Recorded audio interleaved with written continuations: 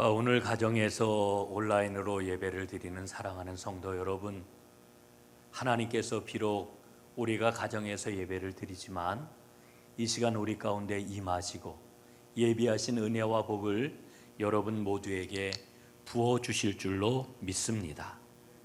오늘 저는 생명살림 묵상집에 나오는 이야기를 먼저 나누려고 합니다. 영화 이야기인데요, 신과 인간이라고 하는 영화 이야기가 이 묵상집에 먼저 나옵니다. 이 영화는 1996년 알제리에서 일어났던 한 수도원에 있었던 7명의 수도사들에 대한 이야기입니다.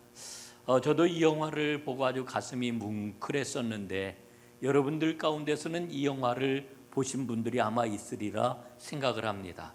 아직 보시지 못한 분이 있다라고 하면은 꼭 신과 인간이라고 하는 이 영화 보시기를 제가 권해 드립니다. 무슬림 근본주의자들이 수도원을 습격을 합니다.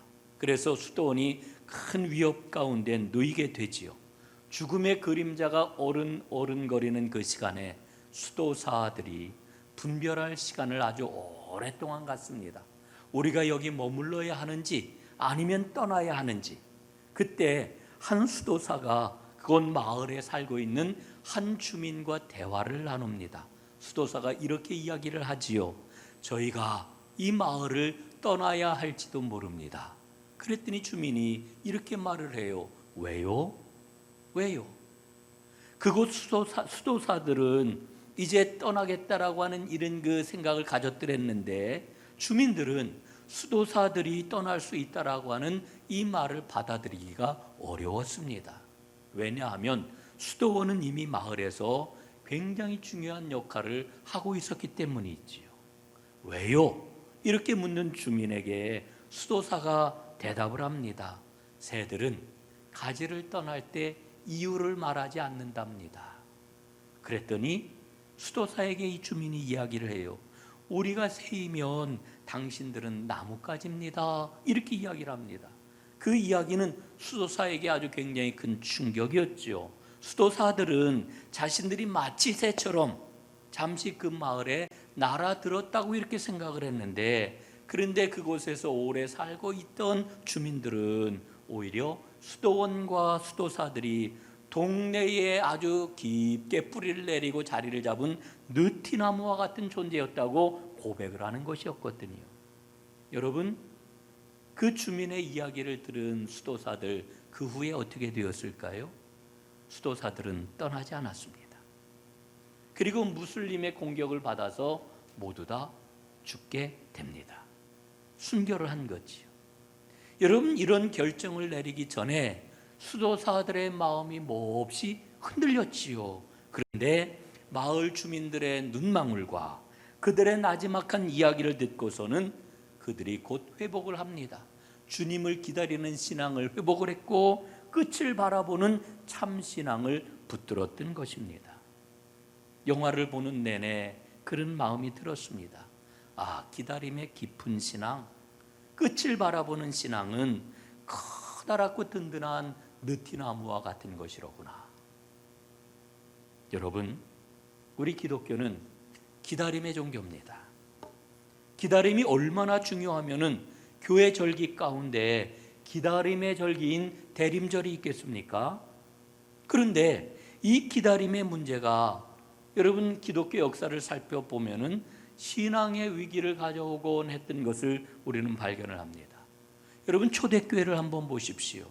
초대교회 안에서 일어났던 위협은 밖으로부터 오는 위협이 굉장히 컸습니다. 박해와 그리고 많은 핍박을 받았던 거지요. 그러나 밖에서 오는 위협뿐만 아니라 안에서 일어나는 위협도 굉장히 컸습니다. 그 가장 대표적인 것이 바로 기다림의 상실로 생긴 그러한 그 위협이었습니다. 재림의 지연이라고 이렇게 이야기할 수 있는 거지요. 초대교회 성도들은 주님이 곧 오실 줄 알았습니다. 금방이라도 오실 줄 알았습니다. 그런데 주님께서 오시지 않게 되자 성도들은 기다림을 포기하고 신앙의 길에서 멀어져 갔던 것입니다. 그런데 이런 모습은 사실은 주님께서 말씀하고 계시는 기다림의 의미를 제대로 이해하지 못했기 때문에 생겨난 것이지요. 여러분, 우리 교회 역사, 기독교 역사를 살펴보면은 주님의 재림에 대한 잘못된 그런 그 믿음들이 있었던 것을 보게 됩니다. 가장 대표적인 게 뭡니까? 주님 오실 날을 인간이 예측하고 그 날짜를 확정해 가지고 기다리는 이와 같은 믿음입니다. 여러분, 저는 1988년부터 목회를 시작을 했는데요, 제가 목사 안수를 1992년도 4월 달에 받았습니다.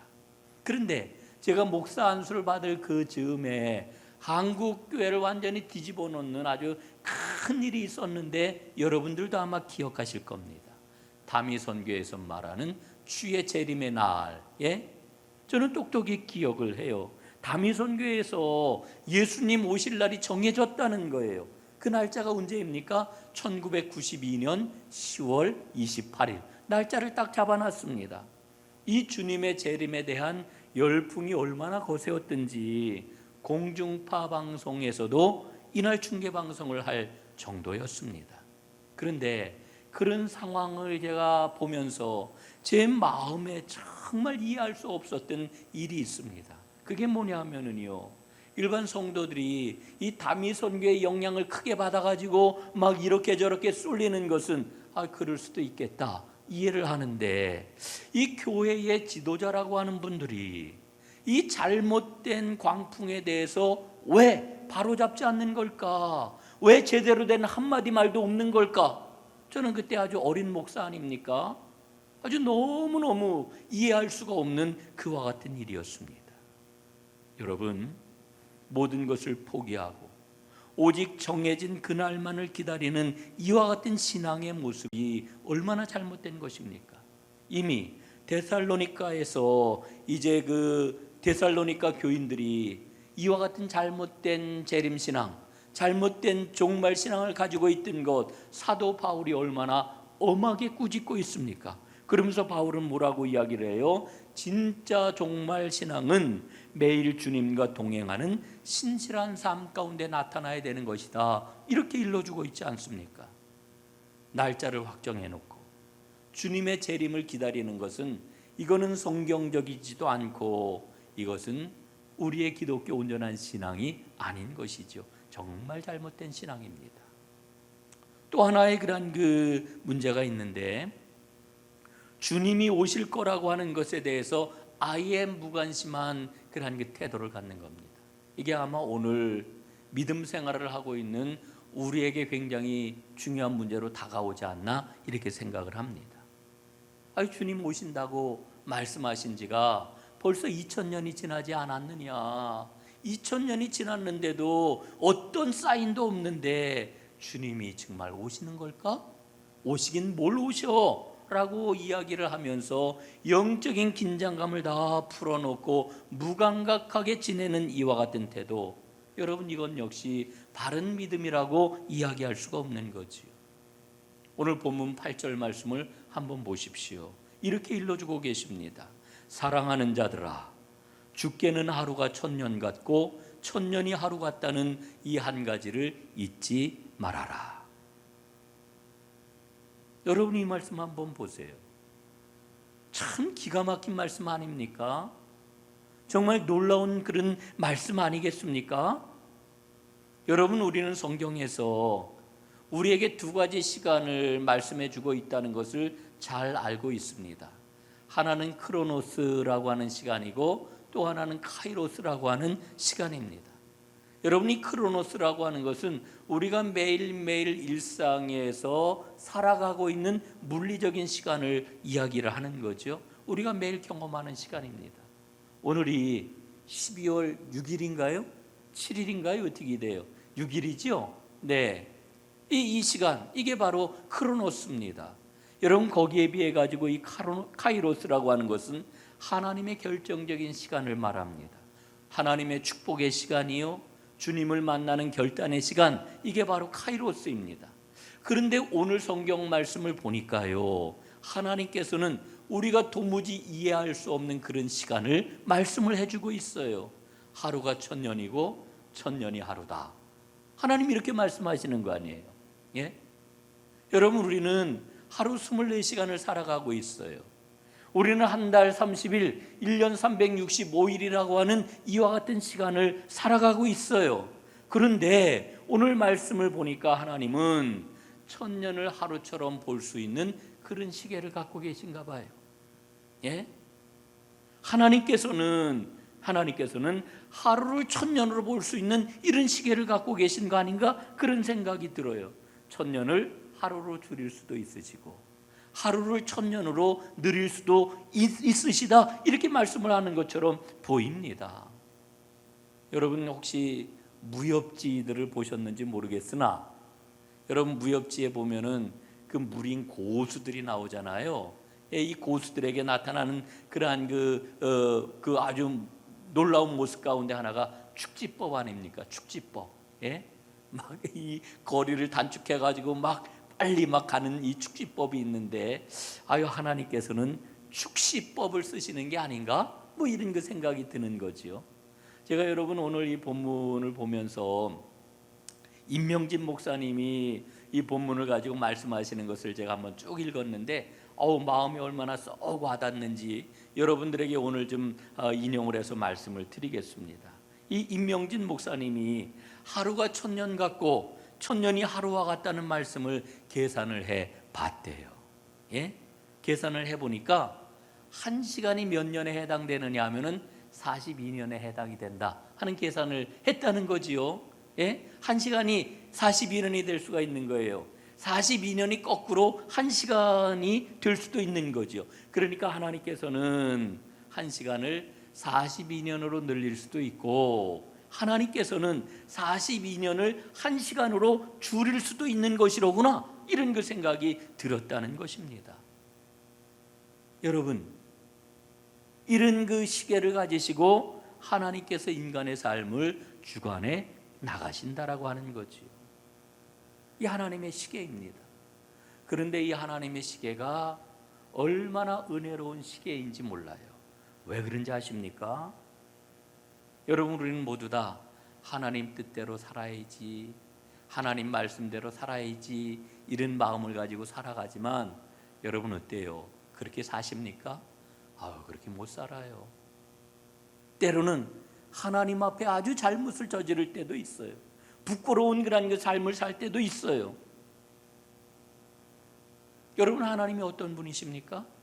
우리가 하나님에 대한 여러 가지 정의를 내리지만 그 중에 중요한 그런 그 한 축이 뭐냐면 하나님은 공의로우신 분입니다. 공의로우신 분. 하나님이 공의롭다고 하는 이 말씀의 의미가 뭐예요? 하나님은 보응을 하시는 분, 상도 주시고 벌도 내리시는 분이라고 하는 그런 말씀 아니겠습니까? 그런데요, 내가 막 잘못하고 내가 정말 부끄럽게 살아간다고 생각을 하는데 가만히 보니까 하나님이 보응을 안 하셔요. 거기에 대해서 뭐 정확하게 너 잘못했다 뭐 이러지도 않으셔요. 아무런 징조도 없어요. 그러니까 우리는 공의의 하나님에 대해서 무감각해지고만 거지요.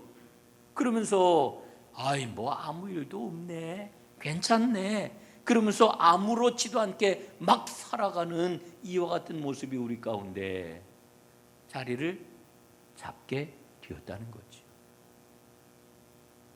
여러분, 그러나 착각하지 마세요. 하나님이 모르셔서 그냥 지나가는 게 아니에요. 잊어버리셔서 그냥 지나가는 게 아니에요. 하나님의 자비로운 시간 때문에 그래요. 하나님은 42년을 1시간처럼 기다리시는 거예요. 42년이면은 어떤 사람에게는 한평생 아닙니까? 그러나 하나님 앞에는 그게 반 시간밖에 안 되고 1시간밖에 안 되는 거예요. 하나님이 기다리시는 거예요. 아직 30분밖에 안 지났다. 아직 1시간도 안 됐는데 조금만 더 기다려보자. 하나님이 천사들에게 이렇게 말씀하신다니까요. 조금만 더 기다리자. 여러분, 이게 바로 하나님의 기다림입니다. 오늘 그걸 우리에게 말씀해 주고 있는 거예요. 지금 우리가 대림절기를 보내고 있습니다. 그래서 우리는 이렇게 생각을 해요. 우리가 주님 오심을 기다려. 여러분, 기다림은 우리의 기다림만 있는 게 아니에요. 하나님도 기다리셔요. 하나님이 왜 기다리십니까? 한 사람도 잃어버리지 아니하시려고 하나님이 기다리시는 거예요. 여러분 9절 말씀 한번 보십시오. 9절. 주의 약속은 어떤 이들이 더디다고 생각하는 것 같이 더딘 것이 아니라 오직 주께서는 너희를 대하여 오래 참으사 아무도 멸망하지 아니하고 다 회개하기에 이르기를 원하시느니라. 하나님의 기다림이에요. 주님께서 약속하신 종말의 약속, 재림의 약속, 하나님이 더디 이루시는 게 아니라 참고 계시다고 말씀하고 있잖아요. 인생을 긍휼히 여기셔서 오래 참고 계신다고 말씀을 하고 있잖아요. 하나님의 기다림이에요. 이 하나님의 기다림을 우리가 이해하게 될 때 하루가 천년 같고 천년이 하루와 같다는 하나님의 시간을 이해할 수가 있는 거지요. 사랑하는 여러분, 우리의 기다림, 인간의 기다림은 하나님의 기다림 안에 있는 겁니다. 이 믿음을 우리는 놓치지 말아야 돼요. 여러분 성경 말씀을 한번 보세요. 성경은 하나님이 이루실 구원의 경륜은 하나님의 기다림의 시간으로 이어지고 있다, 이렇게 말씀을 해주고 있어요. 몇 가지만 한번 제가 예를 들어 말씀을 좀 하겠습니다.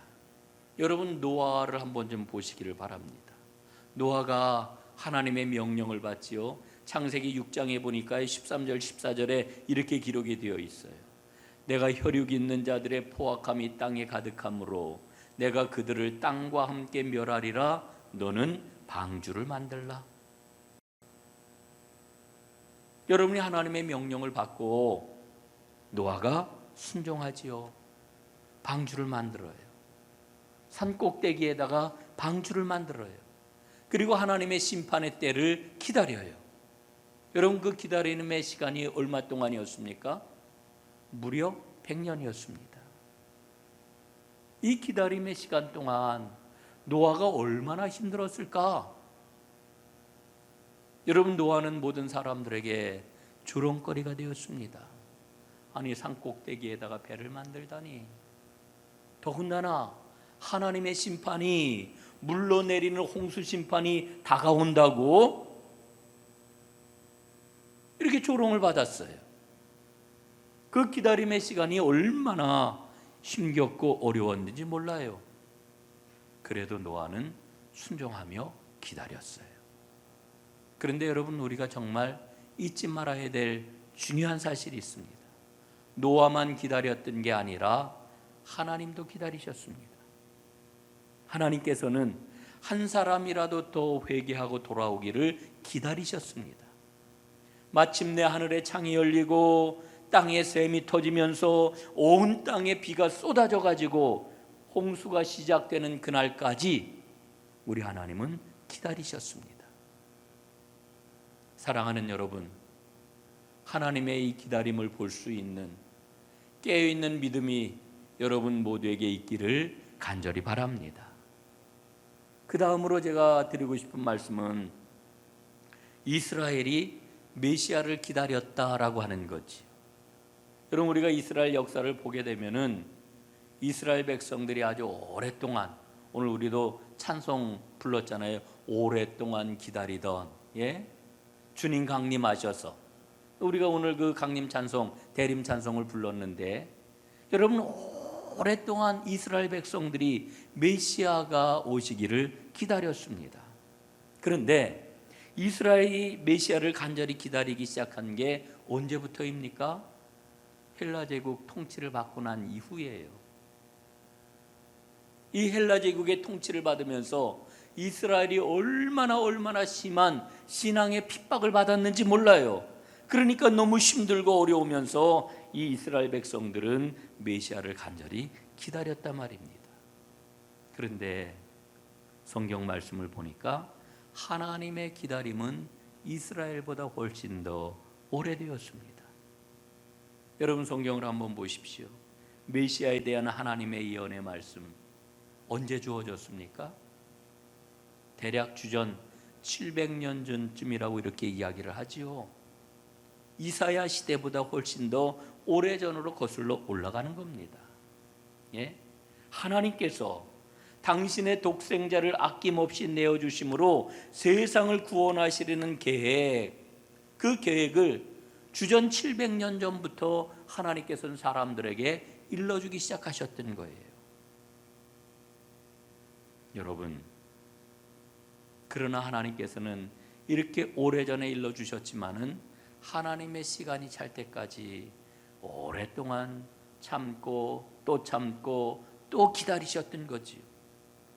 여러분, 만약에 이 하나님의 기다림을 우리가 제대로 알아채지 못한다라고 하면 우리의 기다림은 그저 인간의 시간이라고 우리는 생각을 하는 거예요. 여러분, 성탄이 다가오는데 여러분, 이 성탄은 하나님의 기나긴 기다림 끝에 우리에게 하나님께서 허락하신 아름다운 축복의 시간인 겁니다. 축복의 사건인 것입니다. 이게 성탄이에요. 여러분, 이 은혜가 꼭 여러분 마음속에 느껴지시기를 간절히 바랍니다. 자, 이제 오늘 말씀을 마무리를 좀 하도록 하겠습니다. 여러분, 우리의 재림신앙을 한번 되돌아보지요. 우리는 초대교회부터 지금까지 2000년 동안 주님의 재림을 기다리고 있습니다. 초대교회 성도들은 주님의 재림이 늦어졌기 때문에 신앙의 위기를 맞았습니다. 하나님의 시간이 아니라 인간의 시간으로 주님의 재림을 판단했기 때문에 그래요.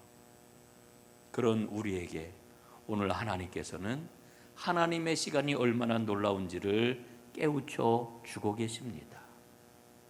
여러분, 혹시 오늘 우리의 마음이 둔해지진 않았습니까? 주님이 오시기는 뭘 오셔? 어제도 그제도 아무 일도 없었는데 오늘도 내일도 그렇겠지? 이렇게 주님의 재림을 의식하지 못할 정도로 우리의 마음이 둔해진 것은 아닙니까?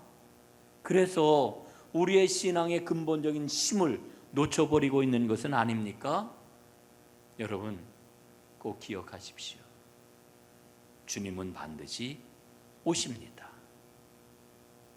그런데 그 주님의 재림이 늦어지는 것은 하나님의 기다림 때문입니다.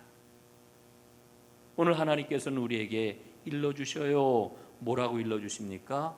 주의 날이 도둑과 같이 임할 것이다. 도둑과 같이 임할 것이다. 예고하지 않는다는 거예요. 언제 오실지 모른다는 거예요. 여러분, 주님은 약속하신 말씀대로 반드시 오실 것입니다. 이 약속의 말씀을 확신하고 이 말씀을 붙잡는 주님의 사람들 다 되시기를 간절히 바랍니다. 하나님의 기다림에, 하나님의 그 사랑에 우리 믿음을 가지고 적극적으로 참여해야 되겠습니다. 이게 바로 대림의 신앙이지요. 호레시어스 보나 박사라고 하는 분이 있습니다. 찬송가를 아주 굉장히 많이 작사한 그런 그 분인데, 이분의 믿음에 대해서 널리 알려진 이야기가 있습니다. 이분은 밤이 되면 커튼을 딱 치면서 기도를 했대요. 이렇게 기도를 했대요. 혹시 오늘 밤인가요, 주님? 그리고 잠자리에 들었다는 거죠. 아침이 되면은 이제 일어나서 창문을 열고 하늘을 쳐다보면서 또 이렇게 기도를 했대요. 혹시 오늘인가요, 주님? 여러분, 이 호레시어스 보나 박사 매일매일 재림을 살았던 사람이죠. 매일매일 종말의 신앙을 가졌던 사람이죠. 오늘 우리의 믿음도 이와 같아야 되지 않겠습니까? 이 믿음으로 하나님의 기다림 속으로 들어감으로 진정한 기다림을 이루어 우리 하나님 앞에 영광을 돌리고 살아있는 믿음으로 하나님 예비하신 모든 복을 누리는 하나님의 사람들 다 되시기를 주님의 이름으로 축원합니다. 기도하겠습니다.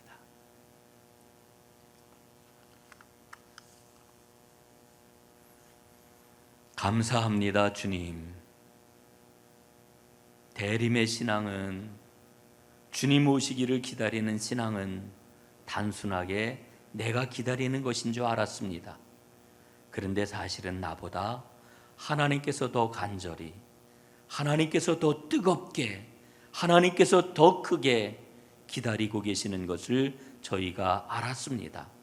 하나님의 기다림을 더욱더 깨닫게 하시고, 그래서 오늘 우리에게 주신 말씀처럼 우리 하나님에게는 하루가 천년 같고 천년이 하루와 같다라고 하는 이 하나님의 긍휼과 자비의 시간을 꼭 헤아리게 하옵소서. 그래서 주님의 기다림 속에서 하나님 축복과 생명을 마음껏 누리면서 하나님의 역사를 감당해 나아가는 우리 전농교회 모든 성도들 되도록 하나님 축복하여 주시옵소서.